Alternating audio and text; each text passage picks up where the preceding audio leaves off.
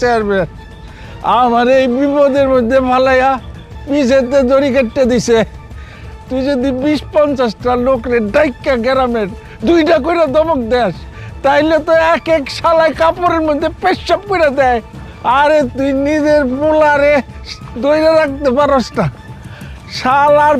শালা তুই একটা ঘন্টার চেয়ারম্যান শালা। কোথায় পালাই যাইতাছিস কান্দর মিয়া? সুরভি বেগম, তুমি ভালো আছো? তোমার শরীরটা ভালো তো? সেটা পরে কইতাছি, পালাই যাইতাছো কোথায় সেটা কও। হায় হায়, কি কথা বলো তুমি? আমি পলায় যাব কে? আমার শরীর ভালো না। তোমার আব্বার মতো এই বুকের মধ্যে ব্যথা, এই জন্য ঢাকা যাইতাছি, ডাক্তার দেখাইয়া চিকিৎসা করাইব। ও, ঢাকা যাইতাছো পালাইয়া তাইলে? বুঝতে পারছি। পলাইয়া না, হার্টের বড় প্রফেসর যাইতাছি। প্রফেসর দেখাইতে যাইতেছো ভালো কথা, আগে ভরা মজলিসে তোমার নামে বিচার হবে, তোমার গলায় জুতার মালা উঠবে, তারপরে যেখানে ইচ্ছা সেখানে যাবা, তার আগে না।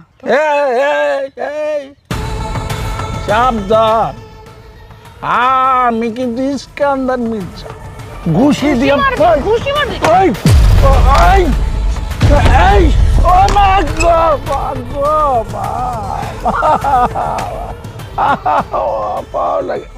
আল্লাহ পাওনা ভাঙে গেছে আমার।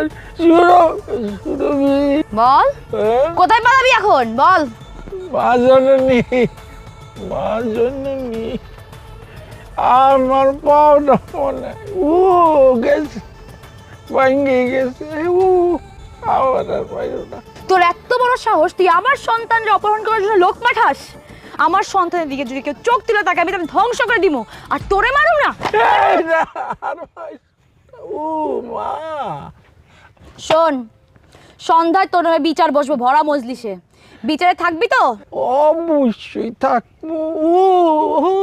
ঠিক আছে, তুই এই গ্রাম থেকে তখনই বেরোতে পারবি যখন তোর ওই গলায় সুতার মালা থাকবো, মনে থাকবো তোর?